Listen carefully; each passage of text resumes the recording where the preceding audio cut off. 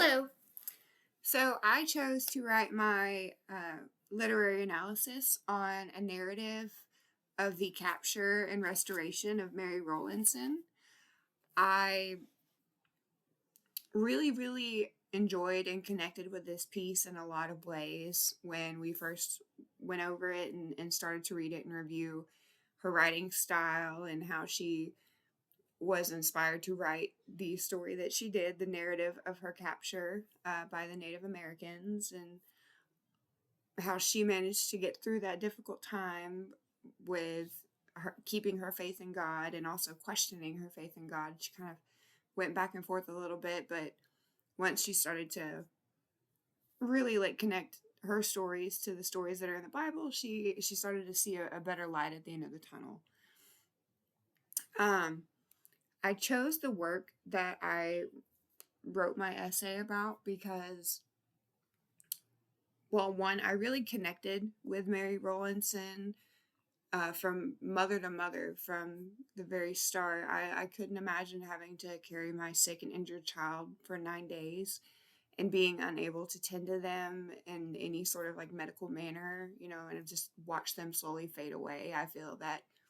I think that alone would be enough for me to lose faith in God and whether or not life is going to improve beyond that point with the connection that you develop after carrying your child for so long and they're finally here and you're raising them only to have somebody else take them is very, very difficult to have to endure. But I also have grown up most of my life being raised in church, and I, in my adult years, had a back and forth of my own between, God and religion and whether or not he exists or interpreting him in my own way in life and in adulthood. And I've started to reconnect over the last few months with my personal connection and faith in God, and really started to dive back into my own, strength as a faith warrior. So I really feel that this should be considered a masterpiece because Mary Rowlandson had written this with such great detail, combining both, a spiritual, religious point of view with the physical concept of everything she was enduring at the time. And she does a lot of reflecting, and she does a lot of observing of her own situation and trying to kind of interpret it, and she puts that into her writing. Everything that she's encountering, every remove that she's going through as her and the Native Americans are moving, further and further away from her town, she's continuing to reflect and interpret. And I think that's just really incredible to have found that kind of strength while she is being held captive for 11 weeks. And I feel that just the comparison alone and from 1675 to today and to today's interpretation of the Bible and how we as Christians, view what the message is in the Bible, I think it's really incredible that even back then it was still a very, very similar interpretation and mindset. A lot of people today will relate their own situation to God and religion and situations in the Bible and how they should handle a situation to be a faithful warrior for God.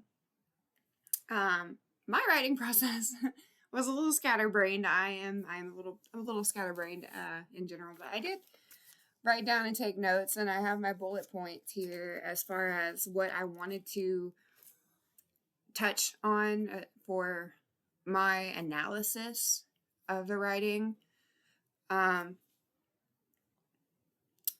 I chose the quotes from the work that I did because I felt were the briefest and closest that identified to my main points in my paragraphs, where I discussed her having to carry her child and that being a valid enough reason to lose your faith in God.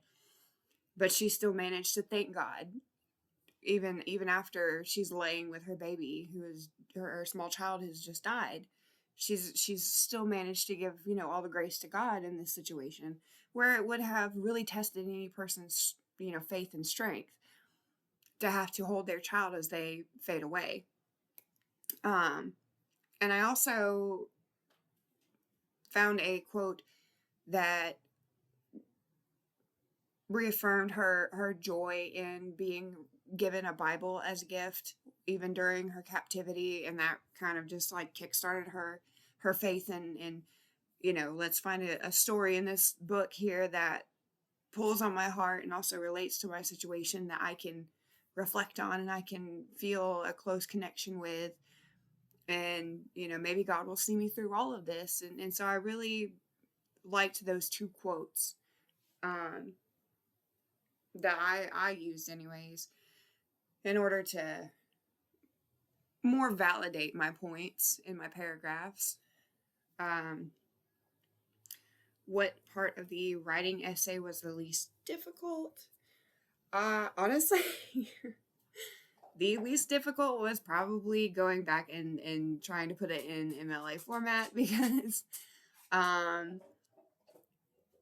I remember most of the time the way that the MLA format is to be like laid out. I forget like one tiny little detail sometimes, and I had to go through and like I wrote it down and I check marked everything to make sure I was getting that right, because as far as like analyzing, I have a really difficult time between like summarizing and analyzing something. I want to put too much uh, detail into my writing in order to validate my analysis, I guess, and that can come off as a summary in a way. And that was also like the most difficult thing for me, was to try to find a balance personally, between summarizing the story and analyzing the story from my as the reader perspective. I felt that was a little bit difficult. Actually, it was very difficult. I'm somebody who, if I'm in an argument with somebody, I've got to validate my backing, my understanding, and my perspective of things. I want to come up with every possible explanation to explain my point of view on something. And so I, pull a lot of facts or information from a source in order to validate that and to validate myself and my explanation of things. And so that can come off more as a summary rather than an analysis. A takeaway I got from the secondary article that I reviewed for the assignment, I really, really enjoyed it because I made my own interpretation of the writings of Mary Rowlandson, and I found an article on Galileo that essentially put into better words either the colloquial description of Mary Rowlandson's ventures, or the physical encounters that she's having, the situation, the misadventures, and the problems that she's having, versus like her spiritual interpretation of the situation, and where she goes back and forth between discussing the situation that she's encountered and the discussing the situation that she has read in the Bible that kind of relates to her story. This also kind of validated that in more professional words and terms. It really described my perspective that I had on it, was that she used her misadventures to kind of validate the Puritan beliefs in God, and keeping the faith, keeping strength in God, and he'll see you through to the very end, and he doesn't, give you things he doesn't feel you can't handle. I feel like my essay probably, it could have been better, or it could have been more well developed. I think I could have put more personality into it rather than the facts itself. I felt like maybe I needed to validate it more with more information from the story in order to prove my point or to validate my point. And so I'm still learning a balance between that.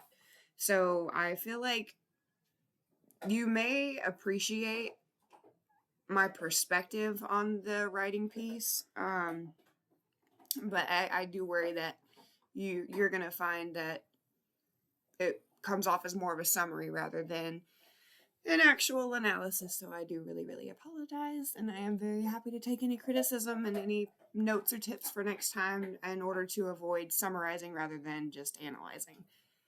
Thank you so much.